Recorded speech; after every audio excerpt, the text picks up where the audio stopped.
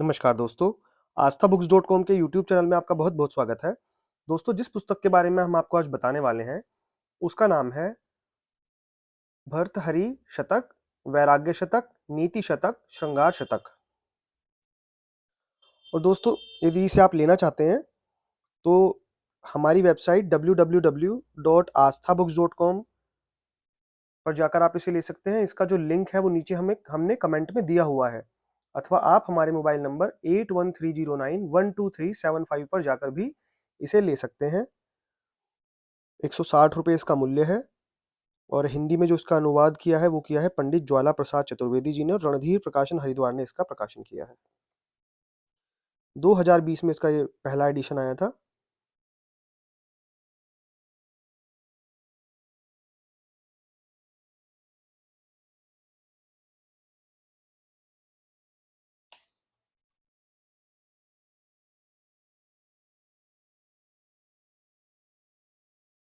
श्री भर्तृहरि भारतीय संस्कृति के ध्रुव तारा है। मानव प्रकृति को यथावत प्रस्तुत करते हुए मनुष्य के जीवन का आदर्श मार्ग प्रशस्त करने में उनके ये शतक अनंत काल तक समाज को प्रेरणा देते रहेंगे। इसी मानवीय दृष्टिकोण से महाराजा भर्तृहरि को सारे विश्व का आदर प्राप्त है।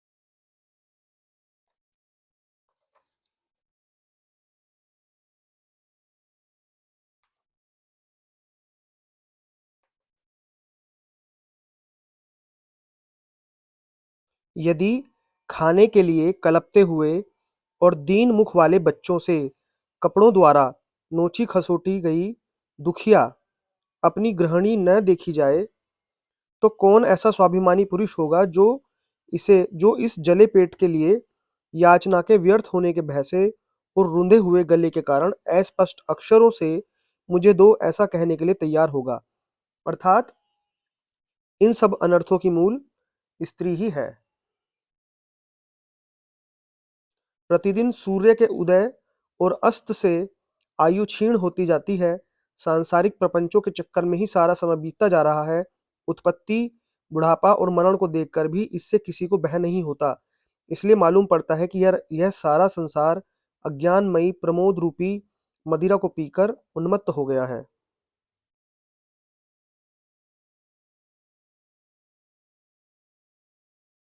जब भूख से बिलखते हुए बच्चे माँ की फटी हुई साड़ी को खींचते हुए रो रहे हों और माँ खुद भूख से तड़पती हो, तो कौन ऐसा पुरुष होगा जो औरों से मांगने पर मजबूर न हो जाता हो। हम विषयों को न भोग सके, विषयों ने ही हमें भोग लिया। हम तप नहीं कर सके, पर तप ने ही हमें तपा लिया। काल व्यतीत न हुआ, किंतु हम ही व्यतीत हो गए। तृष्णा समाप्त न हुई, किंतु हम ही समाप्त हो गए। हमने सहन किया, पर क्षमा से नहीं, नहीं किंतु असमर्थता से। गृहस्थ सुख को त्यागा तो सही, पर संतोष से नहीं अपितु दरिद्रता के कारण। भले ही शीत, वात और तपन के कष्ट को सहा, पर तप के कष्ट को न सहा। ध्यान तो किया, पर धन का किया। प्राणायाम द्वारा शंकर भगवान के चरणों का नहीं किया। इस तरह मैंने वही कर्म किए जो मुनियों ने किया था, परंतु उनका फल हमें मुनियों के जैसा नहीं मिला। मुख पर काफी झुर्रियां पड़ गई हैं, सिर के बाल सफेद हो गए, शरीर शिथिल हो गया, परंतु तृष्णा न घटी, वह तरुण ही रह जाती है। चंद्रमा जिस आकाश रूपी वस्त्र से अपने को रात्रि में ढकता है, सूर्य भी उसी से अपने को दिन में ढकता है। आश्चर्य है कि संसार को प्रकाश देने वाले इनको भी दूसरे के सामने दीन होना ही पड़ता है। चिरकाल तक भोग किए विषय एक न एक दिन अवश्य ही भोगने वाले को छोड़ते हैं। तब यदि उन्हें स्वयं ही छोड़ दिया जाए तो क्या हानि। फिर भी इनको हम छोड़ने को तैयार नहीं। मनुष्यों को चाहिए कि वे इनको स्वयं छोड़ दें।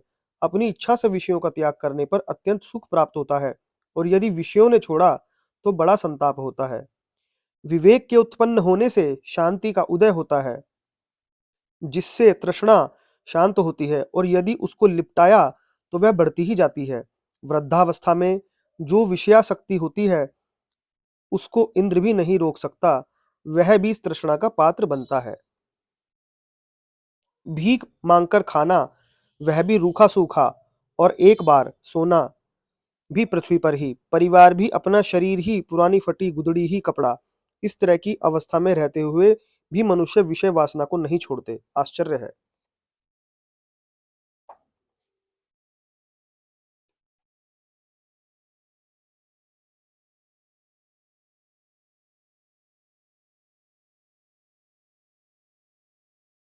वह प्राण वह प्राणी धन्य है जो भूख से व्याकुल होकर अपने उदर रूपी कंदरा को भरने के लिए सफेद कपड़ों से ढके ठीकरे को हाथ में लेकर पवित्र ग्राम में अथवा वन में उनके द्वार पर भीख मांगना अच्छा समझता है, जिनके द्वारा ब्राह्मणों द्वारा सतत किए गए मन के धुएं से काले पड़ गए हैं, परंतु अपने समान कुल वालों के दरवाजों पर दीन होकर प्रतिदिन भीख मांगना अच्छा नहीं।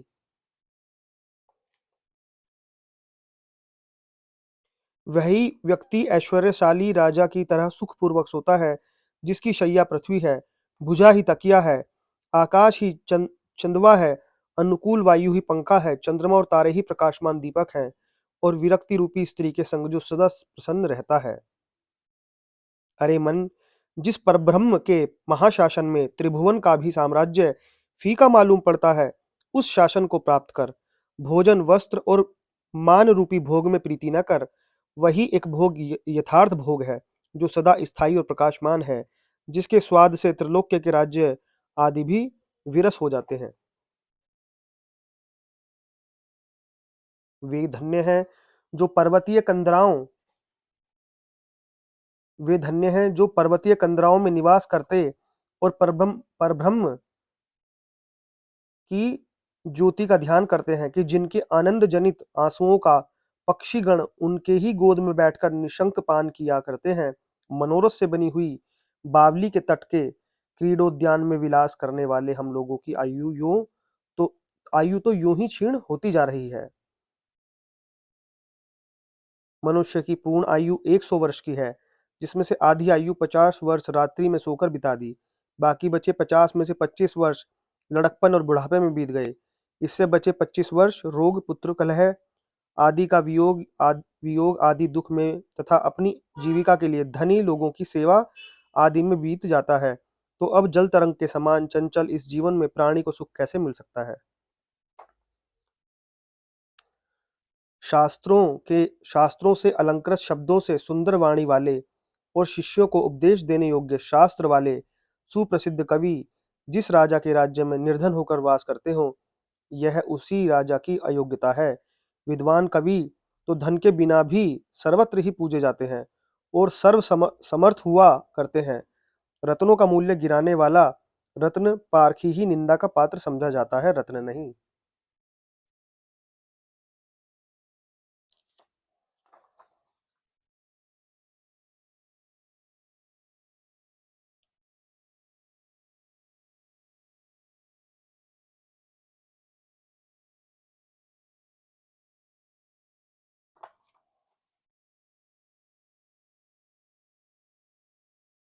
हे सुंदरी, तेरा शरीर जिसमें केश संवारे हुए हैं, नेत्र कान से भी पार हो गए हैं, मुख का भीतरी भाग भी स्वाभाविक निर्मल दंत पंक्तियों से व्याप्त है, यह दोनों कलश निरंतर मोतियों के हार के रहने से शोभायमान लग रहे हैं। इस तरह सर्वांग सुंदर भी यह हम लोगों के मन को क्षुब्ध अशांत कर रहा है।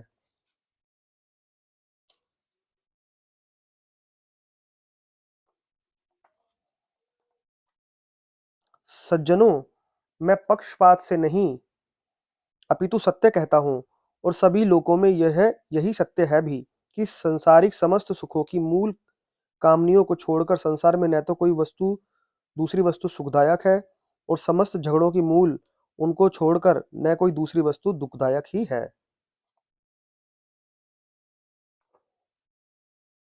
इस संसार रूपी समुद्र में कामदेव रूपी केवट ने स्त्री रूपी जाल को फैलाया है, जिसमें वह उसके अधर पल्लव रूपी मांस के लोभी मनुष्य रूपी मछलियों को पकड़कर प्रेम रूपी अग्नि में पकाया करता है।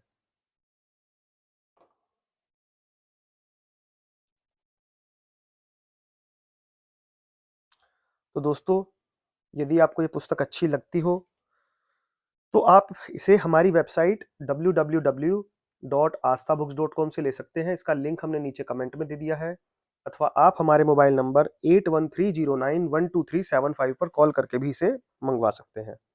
धन्यवाद।